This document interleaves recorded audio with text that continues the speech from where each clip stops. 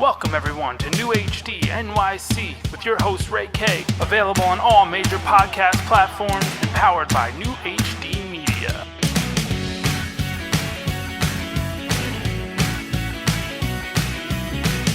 Now here's your host, Ray K. My next guest is I'll call him a legend. He's the last pitcher to win 31 games in 1968. Before that, it was 1943, actually, before the last 30 game win. Only six since 1917. A true legend. He was on a Hall of Fame career that was cut short by an arm injury. I think he really should still be in. One of the top pitchers of the 60s, including in the ranks of Bob Gibson. I'm going to put him in with Carlton, Seaver. Denny, am I right with all these names? I mean, I got you in the same list as Juan Marichal. Yeah, I think Yeah. we all were the same kind of pitcher. We went out there every fourth day. We completed our games. I've never seen a difference between me and Koufax or me and Gibson or me and Marichal or me and anybody. Listen, when you get in the big leagues, that's when you find out if you're going to stay there. And what I mean by that is once you get there, you got to work twice as hard as you've ever worked in your life to stay there. And the guys that work hard stay. The guys that don't become lousy pitchers. They get lazy and they get fat and they run out with a couple of good years they could probably still have. But sometimes it's not meant to be. But the bottom line is if you don't work as hard up there, you'll never, ever stay. So it's the bottom line of hard work as usual in everything, Sure. including pitchers. Absolutely. It's just like everybody says the general rule, 20% of the people do 80% of the work. And that's true with a baseball team too. Now, Denny, before we get into your career, I want you to tell, I know you said it about 100 times. I had some popular demand of you telling that Mickey Mantle story. I want to get it out of the way. And if you give me, your version, including the Pepitone version, I appreciate it. And a lot of my listeners will too. I'll let you take the floor on that. Go. Well, I've only told this story about 38 million times. It was the end of the season. It was the last game that we were going to play in Tiger Stadium for that year. We'd been rained out a couple nights in a row before we could play these games.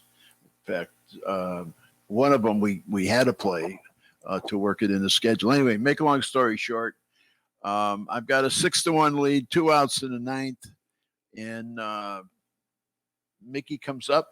My idol. I grew up idolizing this guy like you can't imagine. I guess we all have somebody, and Mickey was my guy. I had a lot of fun with Mickey on and off the field.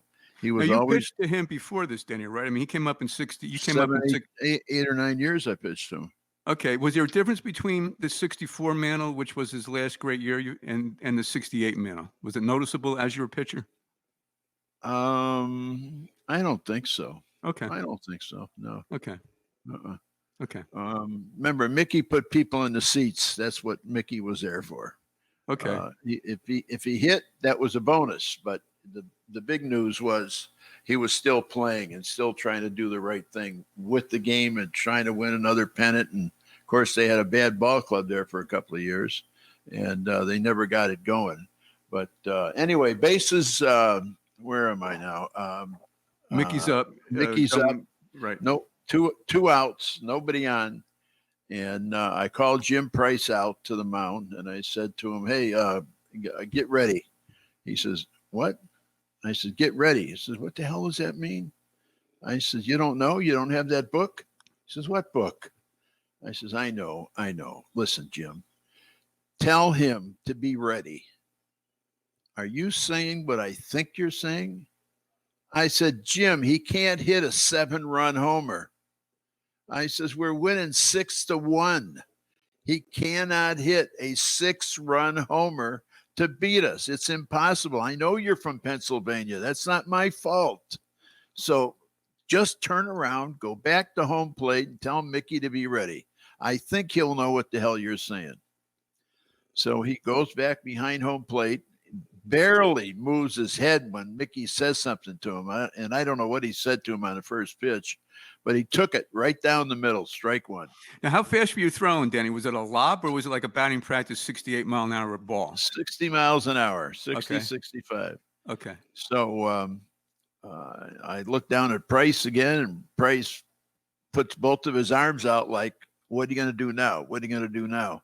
And I called him out again, and I said, are you ready now? Are you going to quit screwing around? He says, screwing around? I'm just trying to figure out what the hell you're doing and how much trouble we're going to get in. I said, you got nothing to do with this, Jim. Let me just handle this. You just sit there, put the glove up, and I'll hit the glove. He'll hit the ball, and we're done. So the next pitch, he takes it again. Now it's no balls and 2 strikes. I cannot believe that Mickey has just taken 2 strikes, belt high down the middle of the plate. So now what happens is I actually yelled at Mickey. I said, Mickey, get the hell out here. Get your ass out here. And so here he comes up, not Mickey, but Jimmy coming out to me again. He said, he wants to know if you're going to do it again. I said, I've done it twice. What would make you think I'm not going to do it again? I'm trying to do something here. I said, I'll tell you one thing. Neither one of you are Rhodes Scholars. I said, this is like dealing with the dead, for God's sakes. Well, he could have thought you were tricking him, though. I mean, that could be possible. And then throw fast, I'm not going to. Because you know him and he knows you. Yeah, come on. I've been playing against him for 7 or 8 years. Okay. So bottom line is he puts his hand out and says, this is where I want it. This is where I want it. And I threw the next pitch right there, and he hit it about 14 miles, but he hit it foul. So now he screams at me and says, here, this is where I want it. Right here. Same velocity, but right here. Where was it? Waist high, middle of the plate? Right around in the cup area. Okay. So I throw the next pitch, and I kept telling him, are you ready? Are you ready? Are you ready? Yeah, I'm ready. I'm ready. I'm ready. I said, all right, here it comes. Does the crowd have any idea, Danny, at this point? They do now. Slower. Yeah, at that point they did. Okay. I mean, my God, he's almost standing on his head. So he gets ready. It's in the box. I throw another 60-mile-an-hour fastball. I don't know if it was even 60, but he hits it 19 miles. I mean, he hit the dog poop out of it. And the good news is it finally got out of the ballpark. It was finally gone. And Mickey went around first base, second base, shaking everybody's hand, all the players, getting a standing ovation from anybody who was in the ballpark. It was quite a moment in history for all of us who had played against and with Mickey. And there's no film of this, right? I mean, I've seen pictures, still photos. We've got no still film. photos, but no, I don't think we had any video. Okay. Somebody may have it. You see, they taped that. They taped that game. WOR did. I think. On TV somewhere. Yeah, it's got to be on TV. Now, did they throw it away? Because they taped everything. So the next hitter is Pepitone. This is after Mickey gets all of the accolades that he deserved. And he's saying, thank you, Denny. Thank you, Denny. And all of a sudden, he's starting to walk towards me. I said, what the hell is this about now? Because I'm just don't want to get in trouble. I mean, do we just want to do this, get it over with, and move on? So finally, Mickey starts coming towards me. I said, Mick, no. Turn around, Mick. Please turn around, Mick. Could you have really gotten in trouble? I mean, at the time you thought, but in hindsight, I mean, could you get in trouble for doing that? Well, wait for the story. Oh. And what happens is Mickey finally turned around, went back to the dugout. Well, what happens then, this is after the Pepitone thing. We had now had a day off and everything else. Make a long story short, I got a letter about a week later from the commissioner, the general, and the general said they're going to investigate the antics of what I was doing with Mickey Mantle in Tiger Stadium about a week earlier. And we hope there was nothing shady or nothing misleading, nothing here. And all I'm thinking of, I said, my God, he hit a home run. He didn't hit a 6-run homer. My God, what is the big deal? So now, so we got that done. We got that over with. And the thing that happened is the general died. while this investigation was going on, and nobody was interested in nailing Mickey Mantle to the wall. Maybe the general was, but nobody else wanted to have anything to do with blaspheming Mickey Mantle. That would have been the worst mistake baseball could have made at that point. So anyway, Joe Pepitone now comes up and he puts his hand out there and he says, "Here, this is where I want it. Right here, right here. Can you give me one of them? Come on, I need one of them Mickey home runs too." I said, "Joe, stop it. Now quit begging." And he said, "No, I need one of them pitches. I'll have so many home runs if I get one more." I said, "Your whole club needs one more, apparently." So we had more conversation going back and forth. I said, "Where do you want it, Joe?" And he showed me where he wanted it. And the next and I'm not going to give Joe Pepitone a pitch down the middle to hit 500 feet off me. It's just not going to happen. I'll give it to Mickey Mantle. I'll give it to Willie Mays. I'll give it to Hank Aaron. But this guy is not going to get a good pitch to hit out of the ballpark. So the next pitch I threw was right behind Joe's head. The helmet went up the third baseline. The bat went up the first baseline. And his toupee, this is the picture that I always wanted. His toupee flew back and attached itself to the chest protector of Emmett Ashford, who was the umpire. And it was funny. I mean, we all laughed. I mean, we had belly aches like you can't imagine. And so Joe starts screaming at me, "You mother this, you mother that, you mother this. Why do you want to knock me down? Why do you want to throw it at me? Why?" I said, "Joe, listen to me. I know Mickey Mantle. You would never, ever be Mickey Mantle. You wouldn't make two pimples on his dick. So don't even go there and have a great day." And that was it. Wow. A classic story. The significance, Denny, of that, I mean, that he passed Fox, right? I mean, at the time, I think Mickey was 3 or 4. I mean, it was a tight crew to get 500, right? Yeah. I mean, I did my own calculation. So that moving up a notch was pretty huge. You know, I think Mays was 2 and Babe was 1. You know, Lou was 2 for a long time. You know, now it's like 25 guys in there. Right. So that was all part of it, right? That significance of passing Jimmy Fox. I mean, he would have been tied with him, which would have kept him tied for third at 534, right? He went ahead of him. So that was part of it, right? Would you have given it to him anyway? Since his last at bat, you would have. Okay. Yeah. Okay. Everybody knew that was his last year, correct? I would have tried. I mean, he still got to hit the ball. You know, he took 2 pitches and then fouled one off. He still had to hit it out. At that point, I realized I'm not working with a Rhodes Scholar. I mean, he takes 2 pitches right down the middle, belt high. I mean, what else do you want? So he finally got the pitch and hit it. So I was very pleased. Okay. I always get one guy, and one guy was like, "Well, what about the integrity of the game and all that? What do you say to him?" Because he wanted me to ask you about that. Why didn't you just try to strike him out instead of padding his stats? I said, all right, I'll ask him. I've already won 30. I've accomplished everything I wanted to finish by the end of the year. Okay. We're winning the ball game 6-1. Even Mickey can't hit a 6-run homer. Right. So the bottom line is we're going to have a little bit of fun. We're going to enjoy this feat. This is some kind of record. This is the New York Yankee, the biggest New York Yankee I think the game has ever known. And lo and behold, we were just pleased. I mean, it went off the way, not exactly the way it was supposed to, but because we would have rather done it on the first pitch and got it over with. And of course, Mickey made it a three screen movie, for God's sakes. Yes. Yes. I mean, it went on and on and on, and the talking going back and forth and what have you. So, but it worked out. It worked out real well, and that's my guy. I mean, I must have 1 million Mickey Mantle cards in the house here somewhere. And were you a Yankee fan, Denny, growing up? Yeah, I guess you big time. That the Cubs in the Detroit. It's funny. I played with Detroit. Right.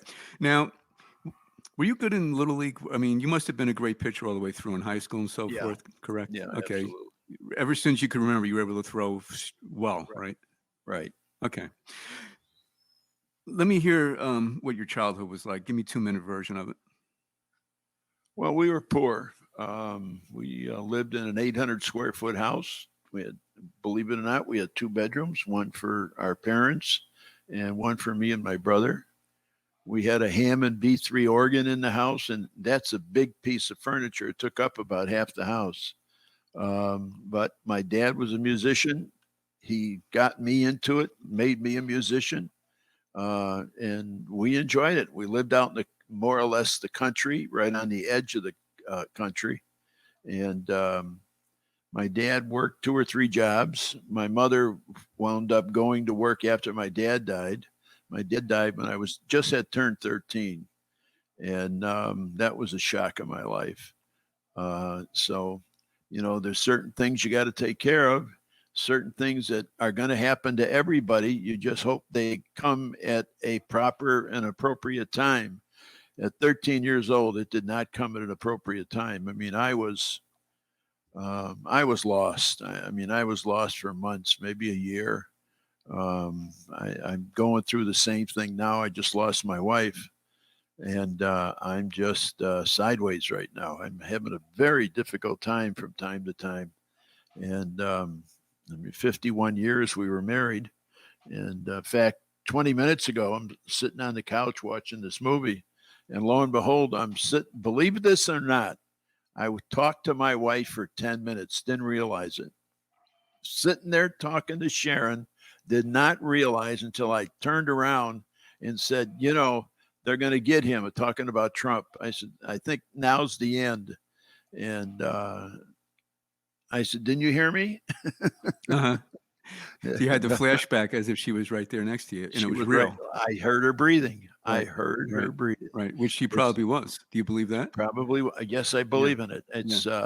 I've had. We're lucky we got a nice home, and this house lives on its own. I mean, it's got its own heart and nerve system, I think, because you sit in here for an hour, you'll hear more things and more people than you can imagine. And it gets a little scary once. It was real scary in the beginning, but the scariness now, it's more or less past me anyway. And although there are times I had believe it or not, about 2 hours ago, I had a suitcase fall down in the closet. Well, that's fine, but the suitcase was on the floor. Right. So I don't know what's going on. I mean, I believe in that. I really believe in that. Well, Denny, I could relate a little bit to what you're going through because my mom passed away New Year's Eve. I'm sorry. After a very long illness. And I had a thing with her about a few nights ago where she was next to me. Yeah. And I was sleeping, and I could feel the spirit, it was kind of a Wow. warm feeling, and it was kind of nice to get Terrific. that, Yeah. Flash ahead, 1968. Was that similar? I was born in 60, so that's when I was just starting to that was the first World Series I actually remember. Was the feeling the same in that summer as opposed to now, 2020, with riots and so forth? Was it the same kind of thing, or did you not really notice that playing ball? You were just No, focused it on the game. wasn't. It wasn't the same thing. This is, and I suppose the reason why is the media. The media. I'm pretty disappointed with the media. They have pumped everything up 50 times. They're more. The reporters seem to be more opinionated than they are reporters. And Jack Webb said it. Remember the name Jack Webb? Yeah, sports writer. No, Jack Webb was a television cop a 1,000 years ago. The TV cop guy. Yeah. Okay. And I'm thinking of someone else. Ma'am, I just want the facts, ma'am. Just the facts. Oh, that Dragnet, right? Dragnet, right? Yeah. And that's what all we were looking for all the time. The facts. TV was new. We really didn't have color television sets back then. Everything we watched was in black and white. And the difference was, while the excitement was very big, even in the 60s, 50s, it is today, I feel like the players are only playing for the money. now. I just started saying that about 5 or 10 years ago. And I think I'm right. I don't think that anybody really plays for the team anymore. I think it's everything is I. Now, I is a good thing, especially if you're going to play as a part of a team. But I see too many guys doing the I thing without even thinking about the team. Why do you think that, Denny? Is it just? I mean, I feel the same way just by just being a fan. But why do you It's, feel it? it's the easiest question in the world. Okay. Mom and dad have spoiled these kids to an unbelievable place, and the parents are entitled to do whatever they want to do, certainly. But you know, whatever happened to teaching team? Team doesn't have the letter I in it, as they used to say. I can't get over, um, these, even the kids in Little League are doing the dance now. Babe Ruth ball, doing the dances. Um, there's a time and a place for that, but it's not when you're 13 or 12 years old or 14. You got to learn how to play the game before you can enjoy all of the birthday cakes sitting around that celebration. And that's one of the things that I've got the biggest gripe. And these other guys, and they say they don't mean anything by it, throwing the bat in the air, throwing the bat down the third baseline, the first baseline, wherever. It's so sad. I mean, I can't get over that grown men just want to throw their bat, and then most of them say, "Oh no, that wasn't for the pitcher. It had nothing to do with the pitcher." I mean, come on, don't you can tell me that, but nobody in the world's going to buy it. I mean, some of these guys throw the bat 15, 20 feet when they hit it, when they hit a home run. So that does not tell me that they are only doing it for the Gipper. Now, if that would happen in 1968, Danny, I know the feeling is Gibson would would throw it somewhere near their brain. There isn't a good pitcher in baseball back then that would have let him get away with it. Okay. Now we're on the subject here. I wanted to eventually get into it. What do you think of the analytics and all that jazz? Now I like there's no the bunks, there's no. we've been doing analytics, forever. Okay. We just we didn't call them analytics. Okay. We all had, to some degree, a notebook. And if you paid attention, and most guys did, especially the top 3 or 4 pitchers on your team, you would always have something to refer to. And except for the fact, I've never believed, although if you don't have a real good fastball, then you got to do what I'm going to tell you. If you don't have the real good fastball, you got to pitch a lot more than a guy with a good fastball, good breaking ball. And we saw that way too much when we were playing. But there was a golden rule. The golden rule was all left-handed hitters are low ball hitters and all right-handers are high ball hitters. And that is the truth. That is the absolute truth. You'll have a guy here, maybe 2 on a team once in a while. But for the most part, you watch the games this summer, you look where these guys are hitting the ball. You look in the area that they're hitting the ball. And the other thing, listen, these hitters today are getting filet mignon tossed to them every night because the pitchers have terrible control. I mean, they say, well, they got good control. It went across the plate. Going across the plate's not good control. I mean, good control is hitting the corners, keeping a ball down or keeping a ball up. And that's what the game misses right now. The pitching is so bad. And the last thing in the world they needed to do was move the fences in because, that's all they did was create more multimillionaires. Everybody now, I mean, the smallest guy in the league hits 20 home runs. I mean, excuse me. How fast did you throw, Denny? I didn't realize until I did my research that you think of Gibson, Drysdale, Koufax were the real fastball pitchers. You were a fastball guy. How fast did you throw? Yeah, I threw 85, 90% fastballs every game. God blessed me with great control. That was the thing God gave me. And I threw, they had, I'm trying to think of the name of the company. It's up in Saginaw, Michigan. I'll think of it here in a minute. and they brought out all kinds of equipment. They were testing 3 or 4 of us out there the one day. And I was consistently at about 97 to 99, 100 once. Once I remember, I don't remember it more than that. But, and, plus you're on the mound being stupid, trying to throw the ball as hard as you can, not thinking about the next pitch may be the last pitch you throw in your life. We got our egos took over our thinking. It's like they say, you go to a restaurant and your eyes are bigger than your stomach, for God's sakes, at times. So, but it was fun to do that, by the way. I saw Feller do it too, by the way. Even then, I saw Feller do it in Cleveland one night, and he was still throwing the ball at about 55, 60 miles an hour. Denny, I want to ask you this: when you pitched, and the next day, did your arm hurt? Like, how many days did your arm hurt for? I know you would pitch every 4th or 5th day. My arm hurt every day. Even when you pitched? Even when I pitched. Wow. And the more I pitched, the better the arm got. But on the other hand, if I had to do it all over again, I don't know if I really mean this.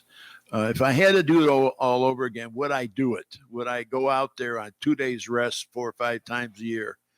And I suggest to you that if we were in the middle of a pennant race, I would do what I had to do, period. No questions asked. Okay. If I am out of the race, then they should cut me back to 5th day. That would have been the good thing to do, except for the fact I would argue with them when they wanted to hold me back. So, damn if you do, damn if you don't. But I got, and I think most guys are like me. We live, we breathe, we run, we grab a hold of it. We want to pitch. We want to take that one-on-one. That is where everything we have came from. That's what we want to do. We want to take the one-on-one and have some fun with it and get everybody out. Listen, we'd all like to strike out 27 guys, every one of us. And I started every game in my career trying to strike out 27 guys. Every game I ever pitched. And I had the best I ever had. I had one in the minor leagues, I think 17. And then I had one in high school. I had 18 or 19. Of course, there were 7-inning games then. So I didn't, never got my 27 outs. Okay. Is that the ultimate thing, getting the perfect game? I don't know about the perfect game, but I think the ultimate thing is strike out all your guys. I mean, strike out all 21 guys in high school. But as far as playing, it gets down to, as soon as you give up the first hit, what do you want? Now you want to win. I mean, now it's not. No hitter's over. Now let's get the win. Right. Let's go. Let's go as fast as we can. 1968, I have arguments. I mean, baseball is great for arguments because everything's statistics, unlike basketball and football. How many TDs did Fran Tarkenton have? Like, no one really knows, but we all know the baseball stats. I have your year as maybe one of the best years ever. And I have you better than Gibson, even though he had the ERA.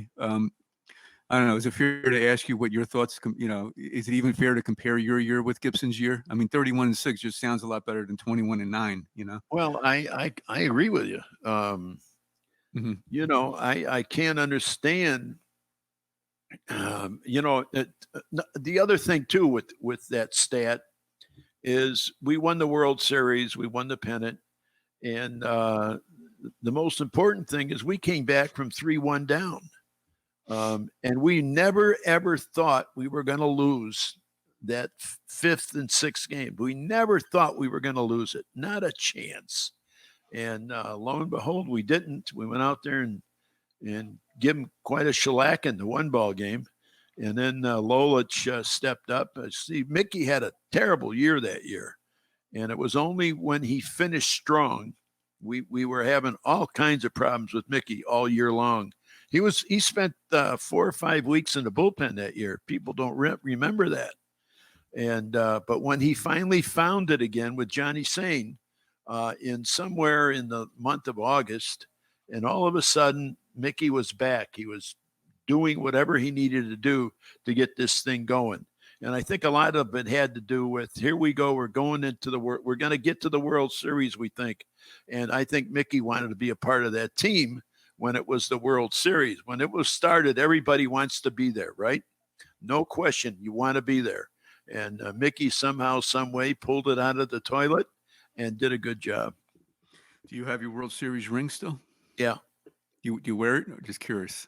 No, Mrs. McLain, one of the things she's always said for the last 40 years, take the damn ring off. Okay. Because I always would lose it. I mean, I would, when I was doing club work, I would show people the ring, when I was on stage.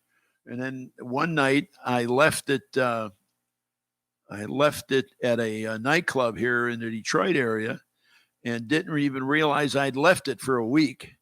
And then I got a phone call from the club and said, "Are you missing anything?" I said, "Not to my knowledge." I said, "Then why? What's the matter?" He says, "I got a ring here that says Denny McLain on it." I says, "Oh." I says, "I best think you want to bring that back to me." He says, "How do I find you?" I said, "Don't move. I'll find you." So about an hour later, I went down and got it from the club. But at least, you know what? He could have done anything he wanted with that ring. And he was kind enough to call. That was really a nice touch. It's nice to hear those kind of stories. Yeah. Usually, it goes the other way a lot, Yes, a lot. And you hear good stories once in a while. Danny, I'm going to segue into some names here. I got like 12 guys. Can you give me like a couple words on your teammates from that year? N69. Tom Tresh. Great guy, a gentleman and a half. Loved him. Lousy card player, good guy. Freehand. Mr. Baseball. I know we called K-Line Mr. Six, Mr. K-Line, Mr. L, called him all kinds of great names. He was the player leader on that team, no question about it. L did everything perfectly. He never missed a cutoff man. He always threw the guy out at second base if there was any opportunity. He had the ability to set a guy up to go from first to second, trying to stretch a single into a double. L did some things that only stars would know what they're doing. And the first couple of times I saw it, I says, "I'll be damn." And I forget who was sitting next to me. He said, "What do you mean, damn?" I says, "Listen to me." I says, "He's doing that on purpose." "What do you mean purpose?" I said, "Listen, he's making these guys think that he booted the ball out there and he's throwing two guys out in a row. You tell me that's not a trick?" And I saw him do it, I don't know, 25, 30 times in my career. So you had the decoy down, right? Decoy, or the word? Yeah, in some fashion. Was he like a Yastrzemski player in that kind of category? What's that? A-line and Yastrzemski, were they similar? Yeah, a lot. Okay. A lot. Yeah, and Carl got to play in a difficult park. I have always said that Carl could probably hit 500 home runs if he had played in our ballpark. Roy Face. How about that name? He had a forkball, pretty good damn forkball. And when he came over to us, he had a pretty good year. Nice man,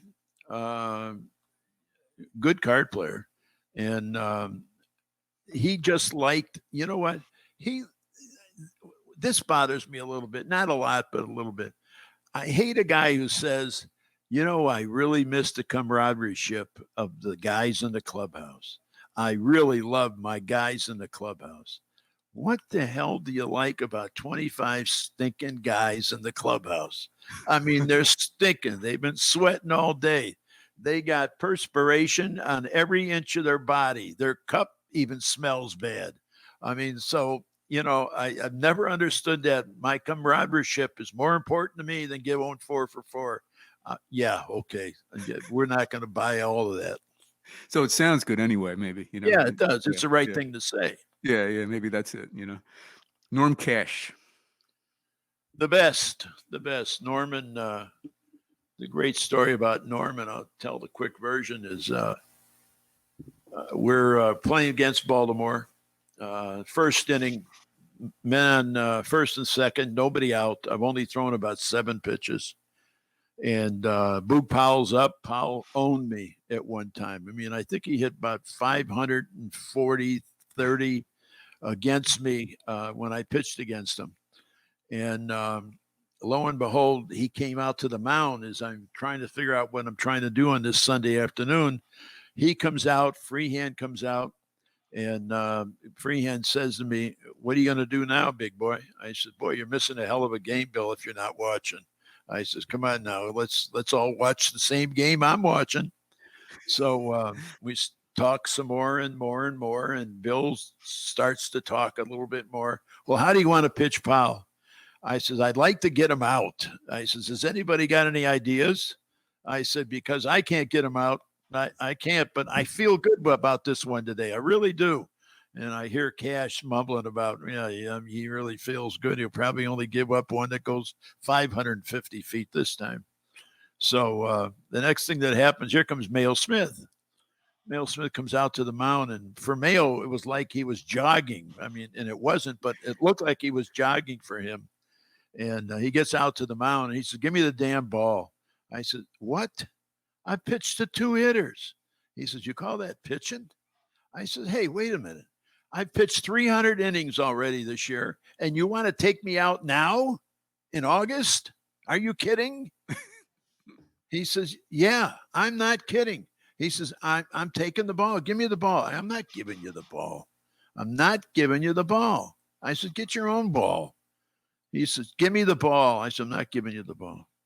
So by the time we finally settle the idea who's going to get the ball, home plate umpire comes out and said, "What do you want to do, Mayo?" Mayo says, I want the ball to give to the guy I got warming up out there, Daryl Patterson."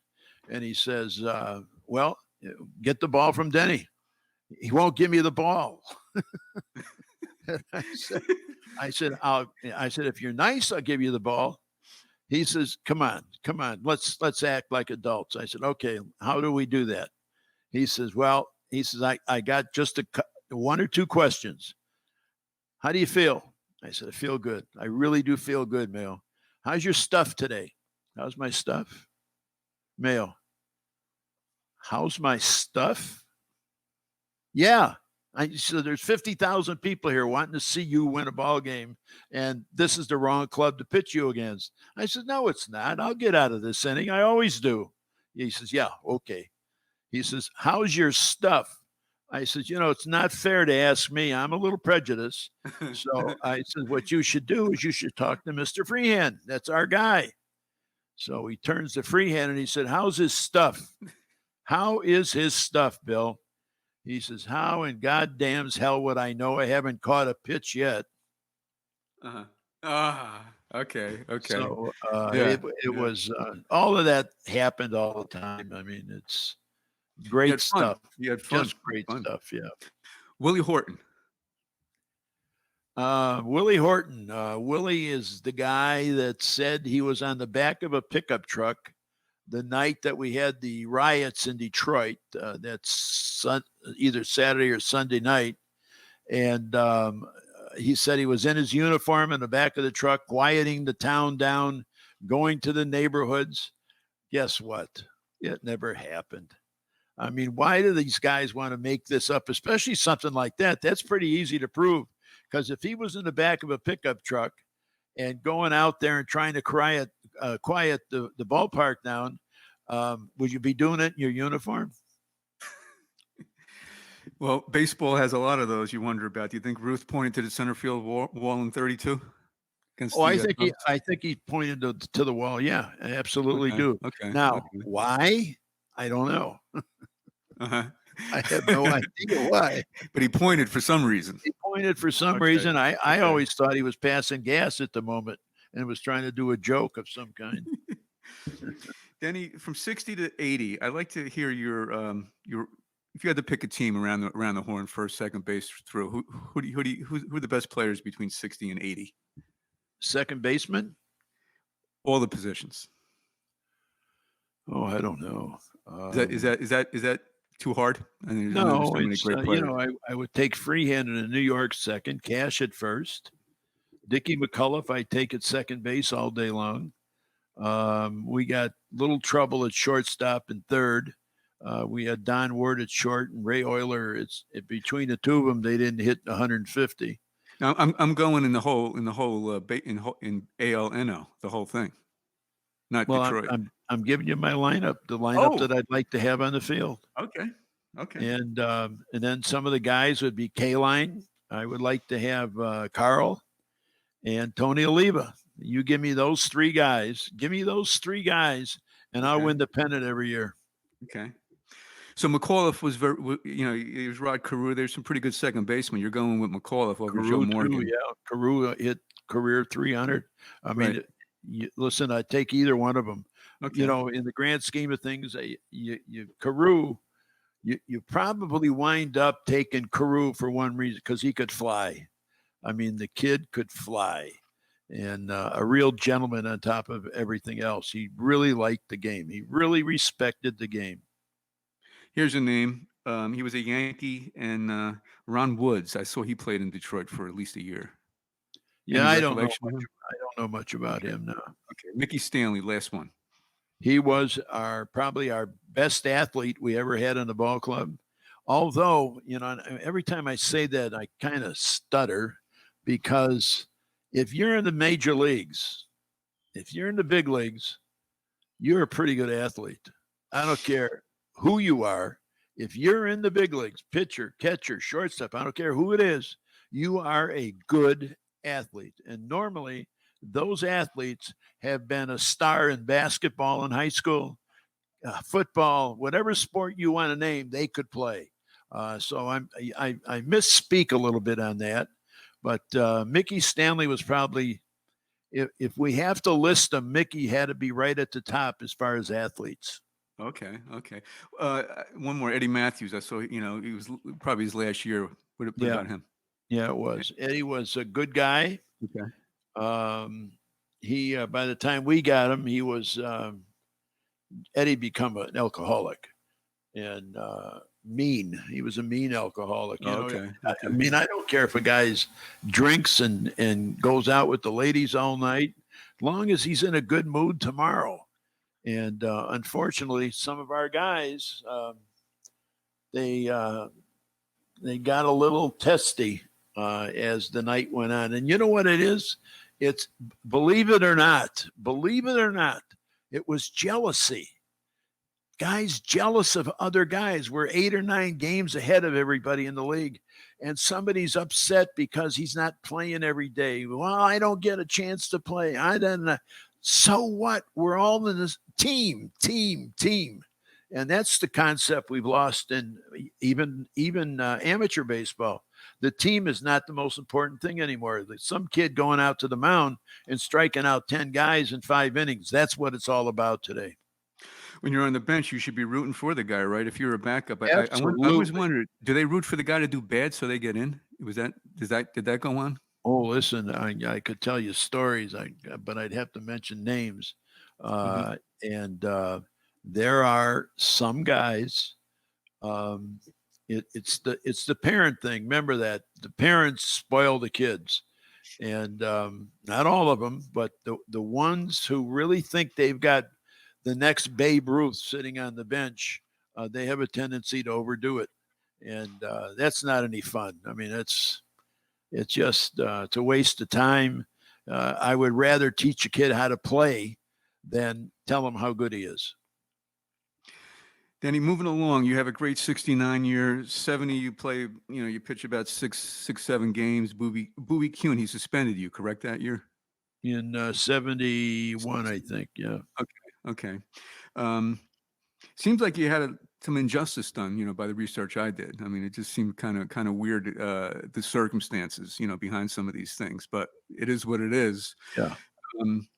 I want to segue quickly into some Hall of Fame guys to see if you think they deserve to be in. I know it's political and all this. I believe you should be in. I can't believe that with those 4 years. And if you win, like, I think Roger Maris should be in. Do you Well, think he should be in the Hall of Fame too?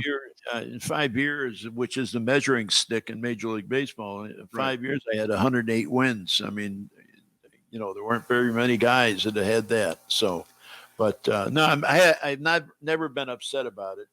But it would be nice to, just be invited to the dinners. I love to eat. Do you think Rose should get in? Pete Rose. If and when he completes whatever they want him to complete, I think everybody should wish him in the Hall of Fame. What he did is the worst thing in the world. Bet on baseball games. And you don't know what he did other than the stories that were put out there, that he would move guys around, take guys out of the game at the appropriate time, put them in the game at the appropriate time. And when you hear those stories, that's a tough thing to get over, because players know what they're doing.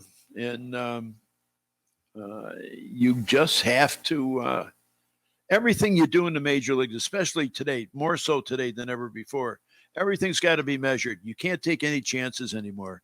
You can't be running up the flagpole anymore. You can't be making love to a woman on the mound anymore. All kinds of crazy things now have been eliminated. Although the guy who's on that mound with the woman is really crazy. Why would you want to get dirt in your butt? I've never understood that. And boy, that goes on a lot, big boy. But anyway, make a long story short, Okay. it's the game is a lot of fun. I lived and died with it. I was in the big leagues at 19, and I can't tell you, I'll tell you, and this is the truth, I didn't know where I was for 2 or 3 years. I literally did not know.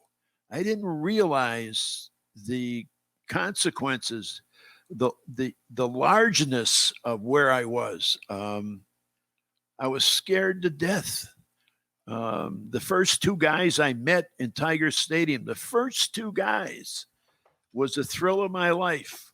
I walked out. It's like 45 degrees in September. I walk out, sit down on the bench. There's 2 guys there, number 6 and Rocky Colavito. The 2 of them are sitting there talking, having a cigarette. And who are you? And K-Line actually thought I was a bat boy. And I said, no, I'm not a bat boy. I said, I'm a pitcher. He said, oh, you are? Are you a good one? I says, I'm going to find out, sir. So I pitched 3 ball games that September and won 2 out of the 3. And it was one of those moments when you had to be there to enjoy what I'm going to say. Colavito and K-Line had their Detroit Tiger jackets on. These are these $100 jackets, beautiful jackets. And it was 45 degrees, and they didn't have a jacket for me because I had to look like the farmer from Bunchkins, Alabama, for God's sakes. I barely had equipment, much less good equipment. So anyway, I sit down on the bench, and Colavito says, didn't they give you a jacket? I said, no, they didn't. They said they'd be out of them for a couple of days. He said, that's BS. Here, take my jacket. I said, oh, are you sure?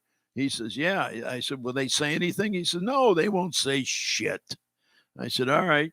I said, just give me the jacket. So I put the jacket on. I immediately got warmer, that's for sure. And K-Line then gave me something else. I forget what the hell it was. And so between the 2 of them, they got me a jacket. Oh, I know what it was. It was a different hat. So I got a new hat, and I got a brand new jacket that Colavito just put on for the 2nd or 3rd time. And that was my introduction to Mr. K-Line and Mr. Wow. Colavito. It doesn't get any better than that. No. Was it like living a fantasy life as you got going? And was it that kind of thing? First 2 or 3 years it was. I'm telling you, it was unbelievable. Everything was magic. Everything was magic. And when you look back on it, there wasn't a day that went by that I didn't have a bigger thrill than the day before. Do you hear the crowd when you're on the mound, or do you get totally focused out? With 2 strikes, are they clapping? Are they cheering? Do you even hear it? I don't hear much of the crowd. When things get tight, I just, I've got the ability to turn it off. God gave me great ability with my concentration to just slide into where I need to be, do what I need to do, and get off the mound. And I'm telling you, and my dad used to talk to me about concentration all the time. And he was right. If you just pay attention to what you're doing, you got a great chance of doing some good things. Denny, how are you on time? I mean, you got 5 I or got 10 to more go. minutes. I got an appointment at 4 o'clock. Let's wrap it. Let's wrap it up. Okay. Denny, what was the best lesson you've ever learned in life? In life? Yeah, in general, just a lesson that you learned. Don't take everything for granted. And I say that regarding my wife who just passed, my daughter who got killed by a drunken truck driver. One day you've got the perfect family, and the next day you don't. All you've got are memories. The memories are great, but they're not the same thing. There's lessons, lots of lessons. I've been to the psychiatrist a number of times to try to get this thing in the back of my head worked out. And it's tough. It's really, really tough, because the first thing you say, why me, God? Why me, God? And it's going to be a while before, I hope anyway, it's going to be a while before he tells us why. What baseball player, last question, I'm going to let you go. If you had to meet one ball player tomorrow, live or dead, who would you meet? Oh. How about that one? Live or dead? Yep. The guy I'd like to meet? Is that what you're saying? I guess so, yeah. Yeah. Maybe Ty Cobb. Ty Cobb could be the guy, because he was what's a good word for him? He was kind of a violent guy who enjoyed the game. Like, if you read any books about Ty, you'll find out one thing. He loved playing, number one. Number two, nobody played the game harder, and nobody had his feet up as often as Ty did. And Ty believed in hurting the other guy. I mean, he really did. That's the way he played the game. And I knew a couple of guys that I played with that played the same way. So, but Ty Cobb, I think, would be one of the great things. I'd love to take him to lunch. You like the hard-nosed player, Rose hitting Fosse in the All-Star. You're okay with that kind of play in an All-Star game? I'm not okay with it as an exhibition, and that was an exhibition. I just thought that was a little over the top. Okay.